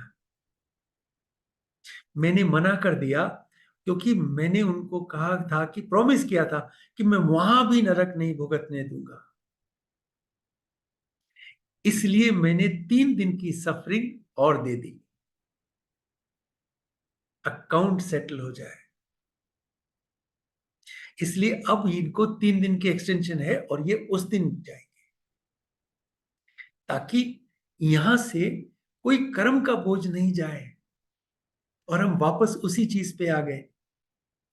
हम लोग गुरु महाराज के पास होंगे, रोशनी में होंगे, सफेद होंगे, हल्के होंगे, खुश होंगे, शांत होंगे, चुप होंगे, ब्लेस्ड होंगे। तो गुरु महाराज ने उनको 3 दिन दिए क्योंकि अकाउंट सेटल नहीं हुआ था। टाइम हो गया था लेकिन अकाउंट सेटल नहीं हुआ, तो महाराज ने कहा नहीं, 3 दिन बाद में। और अकाउंट सेटल करवा के गुरु महाराज ने उनको बुला लिया, और वही हुआ। जितनी एक्सटेंशन दी थी उसके बाद उनके पिताजी गुरु महाराज के पास चले गए। ये सत्संग उन्होंने हमें एम्पायर स्टेट में खड़े होकर सुनवाया। अब आप रिलेट कीजिए, हमें अंदाजा भी है हम किन की बात कर रहे हैं। हम गुरु महाराज की बात कर रहे हैं, हम शिव जी की बात कर रहे हैं, हम सदाशिव की बात कर रहे हैं, आदि शिव की बात कर रहे हैं, हम इस सृष्टि के रचयिता की बात कर रहे हैं। विधि का, विधाता का लेख केवल गुरु महाराज मिटा सकते हैं, और ये उन्होंने कई बार करके दिखाया। तो आंटी जी, मैं ये मानता हूं कि गुरु महाराज ने एग्जैक्टली हमें किस समय क्या चाहिए, और उस समय ये जरूरी हो गया था कि आंटी को वो अपनी दुनिया में ले जाएं, क्योंकि एक तरीके से टिक्का लगाना जरूरी था, ये रिचुअल पूरा करना था। ये इनको तभी होता जब वहां जाते। जैसे मंडी के राजा का एक सपने में एक पूरा जन्म कटवा दिया, आंटी को मंदिर में अपने साथ बैठा के, अपने चरणों में बैठा के गुरु महाराज ने ये एक ट्रिप लगवा दी इसकी। कौन कर सकता है? गुरु महाराज के अलावा। जी आंटी। अभी जब आप महाशिव बोल रहे थे तो गुरुजी ने अब समझ में आया ना शिव पुराण पढ़ने को क्यों कहा है। वहां पे सबके जो अंग हैं वो गौर हैं, वहां पे जो शिव के गण हैं वो बोलते नहीं, सो साइलेंस है, all of those words were coming to head. तो गुरुजी घेर घेर के समझाते हैं हमें तरह तरह से, हम भूल जाते हैं। बड़े मंदिर में एक बड़े समारोह के दौरान अचानक ही बहुत सारी संगत का प्रवेश हुआ, जिसके कारण कुछ और मात्रा में लंगर की व्यवस्था करने की जरूरत पड़ी। मुझसे जाकर आटा लाने के लिए कहा गया। रात के लगभग 1 बजे का समय था। सब दुकानें बंद हो चुकी थी। मेरे साथ एक अन्य वरिष्ठ सेवादार भी थे। हम दोनों आटा तलाशने लगे। जब गुरु कोई सेवा देते हैं तो गुरु स्वयं ही ऐसी व्यवस्था करते हैं कि सेवा वास्तव में पूरी हो सके। यही विश्वास की खूबसूरती है। हम एक छोटे से घर के सामने, जहां एक बुजुर्ग महिला बाहर की चारपाई पर सो रही थी, रुके। हाथ जोड़कर हमने उन्हें दादी बुलाते हुए सादगी से आटा मांगा। उन्होंने हमें अपने घर के अंदर से 2 बोरे उठा लेने को कहा। हम उनके लिए बिल्कुल अनजान थे और उस वक्त उन्हें देने के लिए हमारे पास पैसे भी नहीं थे। हमने उनसे कहा कि हम कल आकर पैसे चुका देंगे और वो मान भी गई। हम 10 मिनट में आटा लेकर सत्संग के लिए वापस पहुंच गए। सोचें तो पहली नजर में ये एक मामूली बात लगे, लेकिन सेवा के सफलतापूर्वक पूर्ण होने के पीछे गुरु जी की बड़ी और प्रभावशाली उपस्थिति स्पष्ट है। इस बात का हमेशा स्मरण कराते हुए कि गुरु जी हमारे साथ ही हैं। हमें हमारी जिंदगी में किसी और की कोई आवश्यकता नहीं, केवल गुरु जी ही हैं जिनकी हमें जरूरत है। हमें तो केवल इतना करना है कि बस उन पर पूर्ण विश्वास करें। उस बेवक्त पर हमें आटा नहीं मिलेगा, ये प्रश्न हमारे दिमाग में आया ही नहीं। मुझे यकीन है कि उन दादी माँ को भी उस दिन गुरुजी का आशीर्वाद प्राप्त हुआ था। सो अंकल यू, आपने उनका पूरा वो सर्कमस्टांसेस देखे आंटी के, वो दादी के, तो आपको कैसे लगा कि व्हाट मेड यू थिंक कि वो उनकी परिस्थिति ऐसी सही थी या नहीं थी, या ये बाद में आपको समझ में आया? बिकॉज ऑब्वियसली वो कल्याण तो कर रहे थे, तो आप प्लीज इसको इलाबोरेट करें। आंटी जी, मैं जैसे फिर से बताता हूँ कि गुरु महाराज की उपस्थिति में हम लोग बच्चों की तरह से एक्साइटेड रहते थे। आप आज शायद उस चीज को महसूस ना कर पाए कि हम कैसा फील करते थे, लेकिन और हम शायद महसूस करवा भी ना पाए, लेकिन एक अलग तरीके का एक ऑप्टिमिज्म था, एक दूसरी तरह की चेतना थी, एक बहुत ही डिफरेंट तरीके का लाइफ का पर्सपेक्टिव था जो आज भी है, लेकिन वो बात अलग थी। और तो अगर ऐसा कुछ हो जाए तो ये नहीं लगता था ये काम नहीं होगा। कितनी बार ऐसा हुआ है, छोटी छोटी बातें, लेकिन महाराज की प्रेजेंस फील हमेशा होती थी। रात की बात थी, लंगर ऑलमोस्ट कंक्लूड हो गया था, एकदम से संगत आ गई। और उस जमाने में थोड़ी सी संगत का इंतजाम होता था, चलिए जी और होगी, तो मुझे बताया गया, सिंगला अंकल ने शायद बोला कि कमांडर 2 बोरी आटा लेके आओ। तो हैं दूसरे सेवादार हमारे साथ, हम कार में बैठे चल दिए। अब यही नहीं पता हमने जाना कहाँ है और रात को कोई दुकान खुली होगी कि नहीं। और हम जहां पे रुके वहां पे दुकान नहीं थी, बस में पहली एक घर खुला मिला और वहां बाहर अंधेरे में दादी माँ सो रही थी या जगी हुई लेटी हुई थी, और रोशनी भी नहीं थी, कुछ दिया या कुछ ऐसा या हल्का सा बल्ब नहीं जल रहा हो। हम वहीं रुक गए और हमने उन्हीं से पूछ लिया कि दादी आटा मिलेगा? तो बोली हाँ बेटा अंदर रखा है, ले जा। और हमारे पास पैसे नहीं थे। उन्होंने हमसे अंधेरे में ये भी नहीं पूछा कि ये कौन लोग हैं और क्या ले जाने के लिए आए। हमने उसी विश्वास से जो गुरु महाराज ने हमें दिया था उनसे पूछ लिया। पहली जगह रुके और उन्होंने कहा अंदर 2 बोरी रखी है, ले जा। 2 ही रखी थी, 2 ही की जरूरत थी और हम ले आए। धन्यवाद किया उनका तो ये जो ट्रस्ट है ना, ये आपकी एग्जिस्टेंस का इसेंस होना चाहिए, और होता है। आप मान लें इस बात को, तो फिर कुछ और करने के लिए रह नहीं जाएगा, और यही हुआ। तो हम उस समय में बहुत लाइट लाइट से रहते थे, मैं आपको सच बताऊं। नथिंग रियली बॉदर्ड अस बियॉन्ड ए पॉइंट। वो, और गुरु की फिजिकल फॉर्म में प्रेजेंस एक अलग तरीके की सेंस ऑफ सिक्योरिटी देती थी।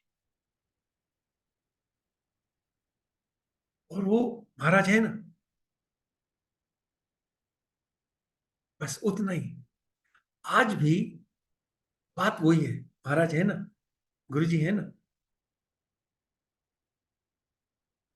मैं नॉर्मली अपने जो फोन का जो स्क्रीन सेवर है, उस पे कुछ लिखा हुआ नहीं रखता, लेकिन मेरे पास एक आया और उस पे लिखा है कि भरोसा करते हो तो बेफिक्र रहो। तो मैंने और कुछ लिखने के बजाय मैंने उसी को रख लिया, और जब भी कभी मैं फोन खोलता हूं तो पहली लाइन मेरे सामने आती है, भरोसा करते हो तो बेफिक्र रहो। क्योंकि अगर फिक्र करते हो तो भरोसा नहीं करते। आप केवल लिप सर्विस देते हैं। अगर फिक्र नहीं करते हो तो भरोसा है, और अगर फिक्र कर रहे हो तो भरोसा ही नहीं है। तो फिर आप गुरु में विश्वास ही नहीं करते। प्रॉब्लम हमारे एंड पे है, गुरु महाराज के एंड पे नहीं है। और ये सारा का सारा एफर्ट ब्लेसिंग रेडीनेस का इसी पेशेंस, इसी पे खड़ा होता है, और इसी पे डिसाइड हो जाता है कि आप भरोसा करते हैं कि नहीं करते। जी आंटी। हाँ। इसी तरह एम्पायर स्टेट में एक दिवाली की रात गुरुजी महाराज ने तय किया कि वो संगत में प्रसाद के रूप में मिठाई बांटेंगे। उन्होंने सेवादारों से कुछ मिठाई लाने को कहा। जो सेवादार गुरुजी के कहने पर ये काम करने गए, उन्हें देर रात में एक ही दुकान खुली मिली और वे वहां से सारी मिठाइयां खरीद कर ले आए। उस वक्त मैं उन सेवादारों के साथ नहीं गया था। मुझे याद है कि सबको हर तरह का प्रसाद जरूर मिल जाए, इसके लिए गुरुजी ने अपने हाथों से सारी मिठाइयों को मिला दिया। सबको सब तरह की मिठाई मिल गई, और वो भी पर्याप्त मात्रा में। ये गुरुजी की असीम उदारता का प्रमाण था। महाराज हमेशा ही हमें ढेर सारा खाना खाने को देते थे, और एक अन्य चीज जो वो हमें ढेर सारी मात्रा में देते थे, वो थी उनकी कृपा। अब यह स्पष्ट है कि गुरुजी महाशिव है। भगवान शिव की प्रमुख विशेषताओं में से ये एक है उनकी दया। उनका प्यार ऐसा है कि वो भक्तों के कष्ट अपने ऊपर ले लेते हैं। इसका इससे बेहतर उदाहरण और क्या होगा कि भगवान शिव ने समुद्र मंथन के दौरान निकले हुए विष को खुद पी लिया। इससे पहले वो सृष्टि का विनाश करता। सभी देवताओं ने अमृत पान किया अमर होने के लिए। उच्चतम योगी होने के कारण वो विष को अपने कंठ में रखते हैं, नीचे अपने उदर भाग तक नहीं जाने देते, जहां समूचे ब्राह्मण बसते हैं। तभी से वो नीलकंठ, नीले गले वाले के नाम से जाने जाते हैं। सभी शिवलिंगों के ऊपर एक बर्तन होता है जिसमें से पानी की बूंदें गिरती रहती हैं, ताकि विष के प्रभाव को समाप्त किया जा सके। भगवान शिव के द्वारा किए गए तप की ऊष्मा को शांत किया जा सके।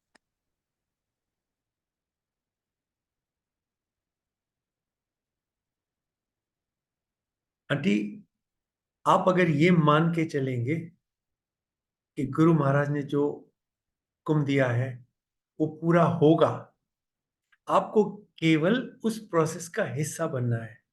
आप करने वाले नहीं हो, आप केवल विटनेस हो।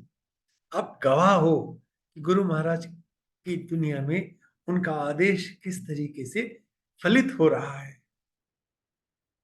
तो कभी भी निराशा हाथ नहीं लगेगी, कभी नहीं। और उस समय के सेवादार, उस समय के और आज के भी, में कोई फर्क नहीं करता, लेकिन जैसे मैंने कहा, महाराज जब फिजिकल फॉर्म में प्रेजेंट थे तो बात अलग थी। बात अब भी अलग है, लेकिन अलग तरीके से अलग है। तो उन्होंने कहा, मुझे याद है कि दिवाली के कि संगत को कुछ बांटेंगे, कुछ लेकर आओ। तो फर्स्ट फ्लोर पे गया, मैं ही गया था, और मुझे पता, वहां पे मैं नमकीन बादाम थे, काजू थे, कुछ ऐसे थे, तो लेकिन नमकीन थे। महाराज को दिखाए गए तो बोले नहीं, मिठाई बटेगी, मिठाई लाओ। और मिठाई लेने के लिए रात को सेवादार गए। लेकिन अगर गुरु महाराज ने बोला है कि मिठाई लाओ, इसका मतलब मिठाई कहीं पे है, और ये लोग वहीं जाएंगे जहां मिठाई है, तो एक दुकान भी खुली होगी। ये नहीं हो सकता कि महाराज आदेश दें और दुकान खुली ना हो नहीं सकता। वही हुआ, और जो चाहिए था, जिस क्वांटिटी में चाहिए था, मिली। और जैसे महाराज हैं, व्हेन इट कम्स टू प्रसाद, तो ढेर सारा मिलता था, इतना सारा कि आप अंदाजा नहीं लगा सकते। और वो मिलता था उतनी ही खूब सारी महाराज की कृपा के साथ। तो ये तो समझ में आ गया, गुरु महाराज महाशिव है। शिव जी महाराज का एक बहुत बड़ा कैरेक्टरिस्टिक्स है, और वो है कष्टों को अपने ऊपर लेना। ये शिव एलिमेंट है, ये और किसी देवता के पास नहीं है। एक स्टोरी नहीं आप दे सकते कहीं और की, कि वो when it comes to accepting pain and suffering of his devotees, only Lord Shiv, nobody else. ये काम केवल है। देखिए, मैंने एग्जाम्पल यहाँ पे ये इसलिए लिया, ये बहुत इंपॉर्टेंट है, कि अमृत निकला तो जहर निकलना था, क्योंकि सृष्टि उस बैलेंस पे रुकी हुई है जिसमें देवता और राक्षस एक दूसरे की एग्जिस्टेंस के लिए जरूरी है। इसी तरीके से अमृत निकला, तो किसी ने शिव महाराज से नहीं पूछा कि आपको भी चाहिए क्या, खुद ही निपटा लिया, केवल देवताओं ने। और एक राक्षस को मिल गया तो उसकी गर्दन काट दी। तो फिर जहर भी निकलना था। अब जहर निकला तो कोई उसके हाथ लगाने को तैयार नहीं, एक्सेप्ट लॉर्ड शिव। और यूनिवर्स की जो एग्जिस्टेंस है ना, इसकी खूबसूरती है कि जो बाहर है वही अंदर भी है। सो वो इसलिए उसको बाहर नहीं छोड़ पाए कि सृष्टि बाहर निमट जाएगी, और अंदर नहीं ले पाए क्योंकि सृष्टि तो अंदर भी निमट जाएगी। इसलिए उन्होंने उसे गले में रखा, और अपने ऊपर अनंत काल के लिए, फॉर एवर के लिए, एक सफरिंग को, एक कष्ट को एक्सेप्ट कर लिया। ये शिव का एलिमेंट है। जैसे हम आगे पढ़ेंगे, यही गुरु महाराज में है, और इसलिए बिना किसी शक के ये क्लियर है कि गुरु महाराज शिव ही हैं। जी आंटी। जिस तत्परता और सहजता से गुरुजी अपनी संगत के कष्ट और समस्याएं अपने ऊपर ले लेते थे, वो बहुत ही प्रसिद्ध है।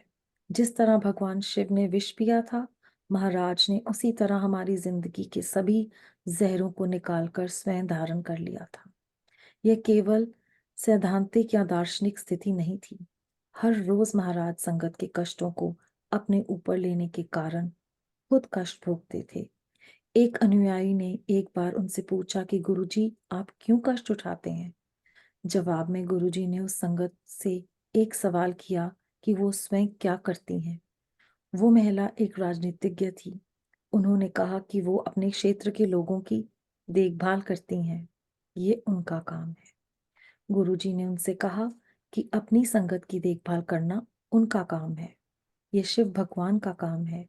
ये गुरु का काम है कि वो अपनी संगत के दर्द, कष्ट और समस्याओं का समाधान करें। वास्तव में संगत भी शिव तत्व को धारण कर लेती है, जब वो करुणा में बन जाती है और दूसरों की मदद को तैयार रहती है, या उन्हें कष्ट का निवारण या उनके कष्ट के निवारण करने की कोशिश करती।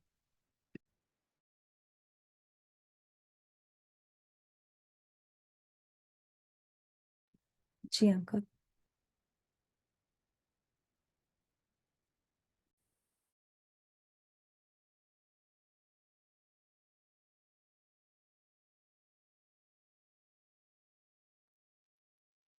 I think he had some issues, technical Right. issues then, yeah. फिर हम लोग पढ़ते हैं, जी। बाद में फिर उनको पूछ लेंगे। गुरु जी और भगवान शिव में एक और समानता है। शिव एक पूर्ण योगी हैं, वे संसार में होते हुए भी समाधिस्थ रहते हैं। उन्हें ध्यान पूर्ण होने के लिए किसी अलग समय या आयाम की जरूरत नहीं है। परिणाम स्वरूप उनका शरीर एक शुद्ध रोशनी से बना रहता है और ऊष्मा का उत्पादन भी करता है।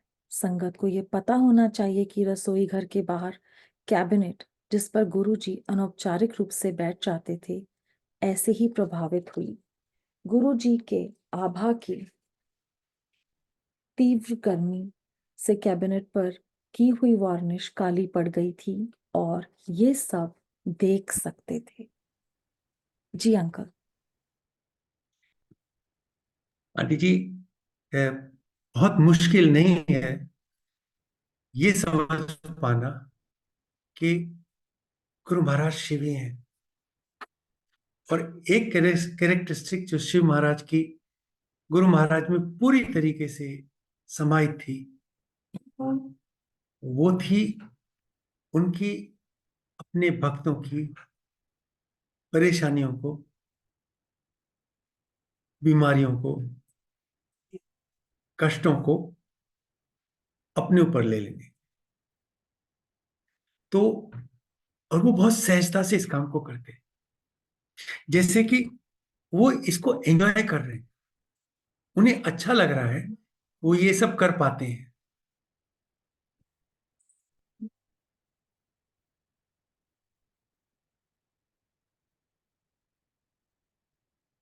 एक आंटी है, वो गुरु महाराज से पूछती थी, क्योंकि गुरु महाराज क्या होता था कि जितनी संगत रोज आए वो सब कुछ महाराज के ऊपर छोड़कर चली जाए और अपने घर जाए।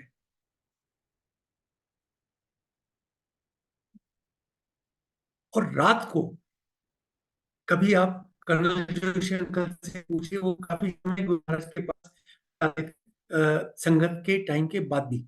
तो गुरु महाराज इस सारी प्रॉब्लम्स को अपने ऊपर लेते, सारी सफरिंग को कंसंट्रेट करके टॉलरेट कर लेते, रात को जरूरत पड़ती तो खून की उल्टियां करते, और अगले दिन फिर गुरु महाराज संगत के साथ बैठने को तैयार होते। एक बार भी ये नहीं कि बहुत हो गया भाई। ये शिव एलिमेंट है जो उनको अपने भक्तों की तकलीफों को अपने ऊपर लेने के लिए प्रेरित करता है, ये बाध्य करता है।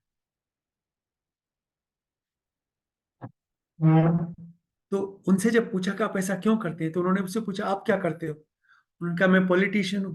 आपका क्या काम है। मेरा काम मेरी कॉन्स्टिट्यूएंसी के लोगों का ख्याल रखना है, उनकी परेशानियों को अपने ऊपर लेना है, उसे सॉल्व करना है।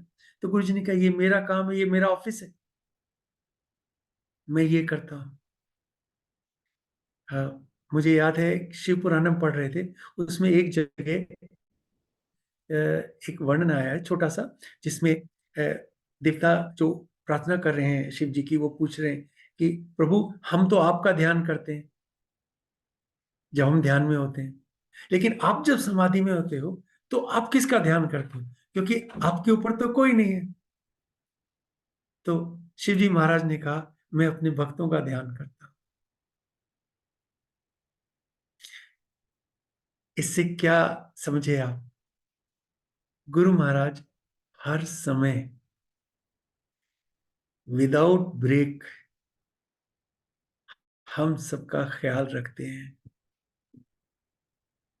हमारा ध्यान करते हैं, हमारे बारे में सोचते हैं और हमारी जिंदगी को बेहतर बनाने में ही सारा का सारा ध्यान लगाते हैं। इतना प्यार कौन करता है? गुरु के अलावा कोई नहीं कर सकता। जी आंटी।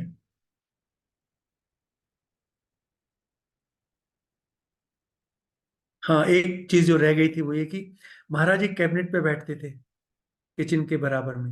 हमने बहुत बार उनको, आसन पे तो बाद में आते थे, लेकिन जब कैजुअल क्लोथिंग में होते महाराज तो वहीं बैठ, जिस जगह बैठते थे वो जगह की वार्निश काली हो गई थी।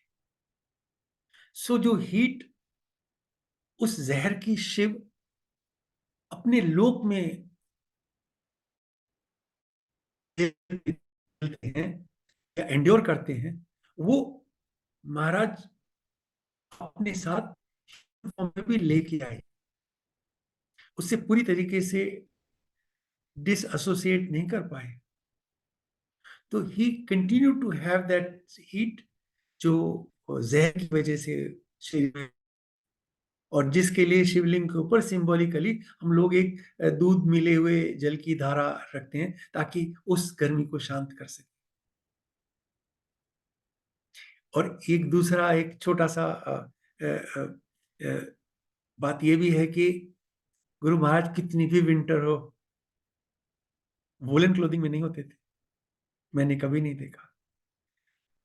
और जब वो गुड़गांव में आए थे तो ठंड का मौसम था, जनवरी थी, लेकिन पीने के लिए जो जूस का जिक्र किया गया था, आदेश हुआ था, वो चिल्ड होना था,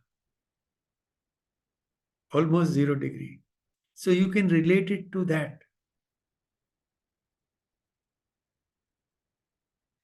सो every element of Shiv is present. हर हर तत्व जो शिव महाराज हैं वो गुरु महाराज हैं। जी आंटी। दिव्य गुरु का एक और इशारा, मौसम चाहे कोई भी हो, कैसा भी हो, गुरुजी एकदम ठंडा मौसमी का जूस पीते थे, जैसा कि जनवरी में उनके गुड़गांव आने के विषय में वाले अध्याय में बताया गया है। आप ऑलरेडी ये एक्सप्लेन कर चुके हैं, तो आई मूव फॉरवर्ड। एक बार माँ पार्वती ने भगवान शिव से पूछा कि उन्हें कैसे प्रसन्न किया जा सकता है। उन्होंने उत्तर दिया कि उन्हें यज्ञों, रीति रिवाजों और बाहरी क्रियाओं के द्वारा जल्दी प्रसन्न नहीं किया जा सकता। वे तो केवल प्यार और भक्ति ही चाहते हैं। आप उन्हें ये दे दीजिए और बस भोलेनाथ भक्तों के प्रियतम बन जाते हैं। गुरु जी के साथ भी कुछ ऐसा ही है। वो अपनी संगत में पाखंड से दूर केवल कर्मों में ईमानदारी और भक्ति के लिए लालसा ही चाहते हैं। शिव भगवान की तरह गुरु जी अपनी संगत की कमियों को नजरअंदाज कर देते हैं और हर वक्त उनके साथ रहते हैं। वो सबको आशीर्वाद देते हैं। वे कौन है और उसकी हैसियत क्या है, इससे गुरु जी को कोई फर्क नहीं पड़ता। वो संगत में से कभी भी छांटते नहीं, वो उन्हें अपने चरणों में शरण देते हैं। इसके लिए केवल एक ही प्रधान योग्यता चाहिए, वो है गुरु जी के प्रति आपका प्यार।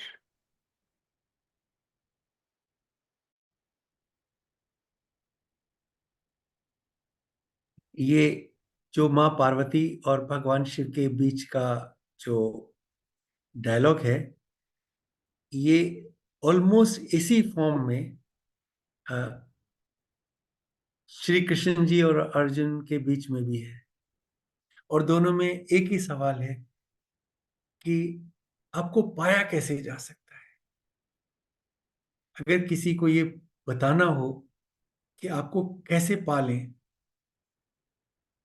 आपका प्यार कैसे मिल जाए, तो उसका क्या तरीका है?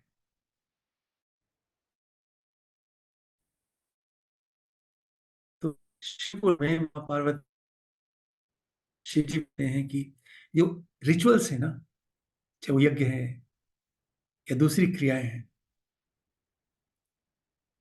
उनसे आसानी से नहीं पा सकते हैं, लेकिन जल्दी नहीं, मुश्किल है और समय लगेगा।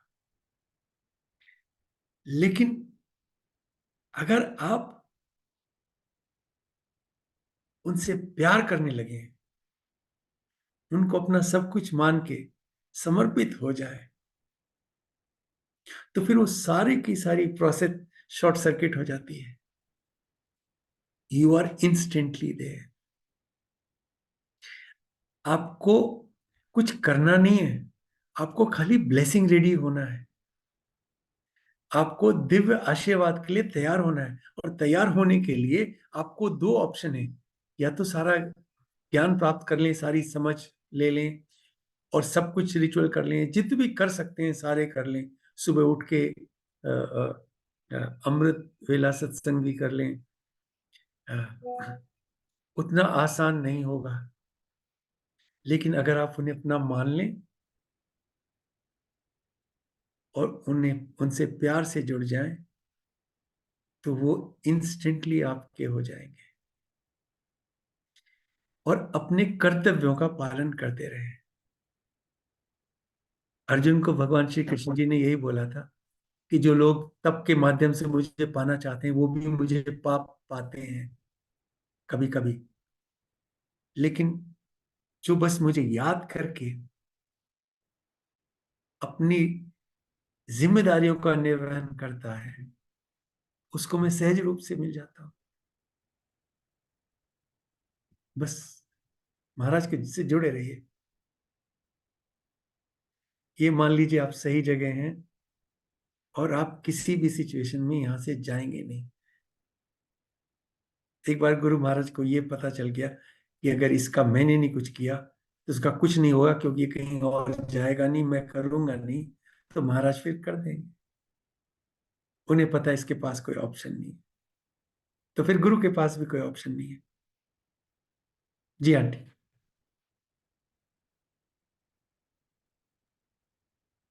उनकी कहानियां अनंत हैं, वे खुद भी अनंत हैं। जैसे हमारे शास्त्र कहते हैं, हरि अनंत हरि कथा अनंता। गुरु जी को समझने की कोशिश मत कीजिए, बस खुश रहिए कि आपकी जिंदगी में गुरु जी हैं। आपको दूसरों की किस्मत से अपनी किस्मत की तुलना करने की जरूरत भी नहीं है। जहां तक संगत की बात है, वो यहाँ भी गुरु जी के साथ हैं और हमेशा गुरु जी के साथ ही रहेंगे। गुरु जी कहा करते थे कि मेरी संगत इस दुनिया में भी यहाँ मेरे साथ है और मृत्यु के बाद भी मेरे ही साथ रहेगी। ऐसा भरोसा हमें भगवान शिव से के सिवा दूसरा कौन दे सकता है। हम कभी भी खो नहीं सकते।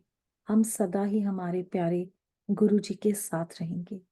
मेरी प्रार्थना है कि हम सब हमेशा ही महाराज के साथ उनके आशीर्वाद की छत्र छाया में रहें। जी अंकल। जैसे मैंने कहा, महाराज की कहानियां अनंत है, उनकी ब्लेसिंग्स अनंत है। ये भी एक कहानी है,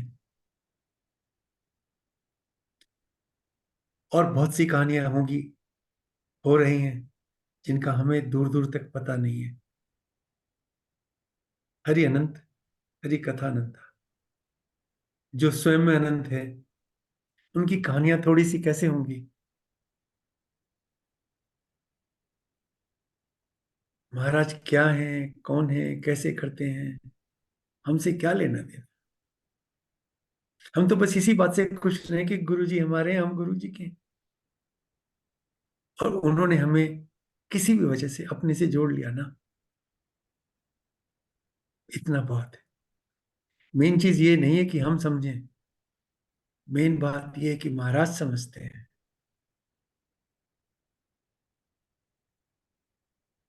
मुझे एक छोटी सी स्टोरी आती है याद अभी। एक नेत्रविहीन भक्त हमेशा मंदिर में दर्शन करने जाते थे और बहुत मुश्किल से पहुंचते थे और मत्था टेक के आ जाते थे। तो एक सज्जन ने उन्हें पूछा, कहा कि "अ, आपको दिखता तो है नहीं, आप दर्शन तो कर नहीं पाते हैं, तो आप क्यों रोज ये तकलीफ उठाते हैं, घर में ही हाथ जोड़ लिया करें।" उन्होंने बोला, मुझे नहीं दिखता है, लेकिन उसे तो दिखता है। महाराज को दिखता है ना, बस। और दूसरी बात ये, जैसा शुरू से कहा गया, ऐसा कभी नहीं होगा जब आप और महाराज नहीं थे, और ऐसा कभी नहीं होगा जब आप और महाराज नहीं होंगे। हमारा गुरु महाराज के साथ रिलेशनशिप हमेशा से हमेशा तक रहने वाला है। तो all we can do is just be stress free and just leave it all to him. विश्वास कीजिए, क्योंकि केवल आपका विश्वास आपको गुरु महाराज से जोड़ेगा और कोई चीज नहीं जोड़ेगी।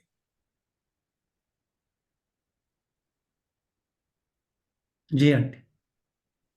गुरुजी की बहुत बहुत असीम कृपा है कि गुरुजी प्रैक्टिकल गुरु हैं। बिफोर एंडिंग दिस सेशन, अब आप और आंटी जब शेयर करते हो, it's a lesson and blessings, you never over talk each other.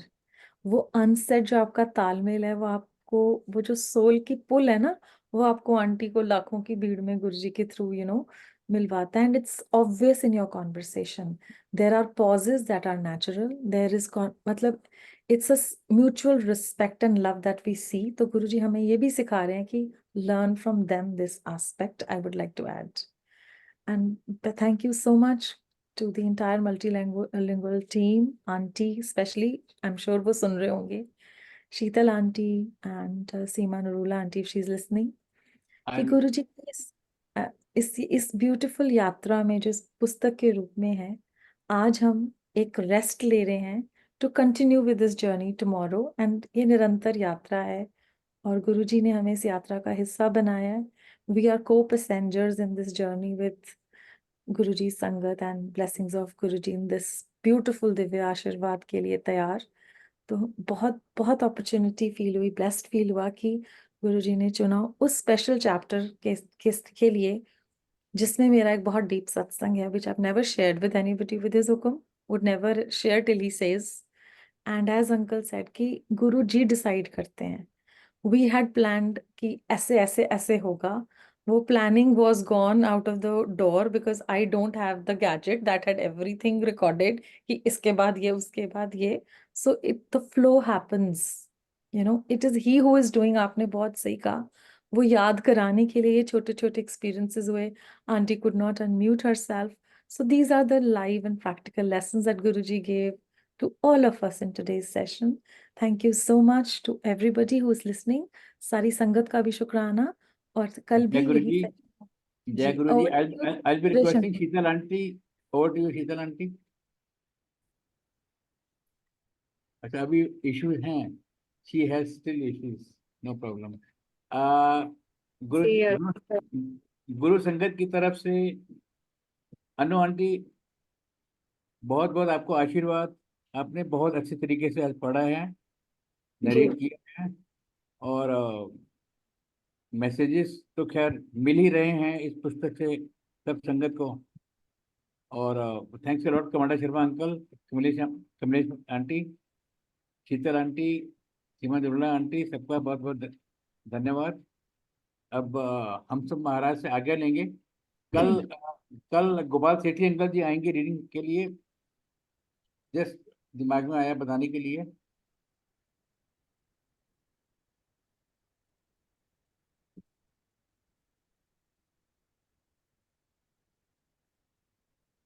अब हम सब गुरु जी महाराज से आज्ञा लेंगे।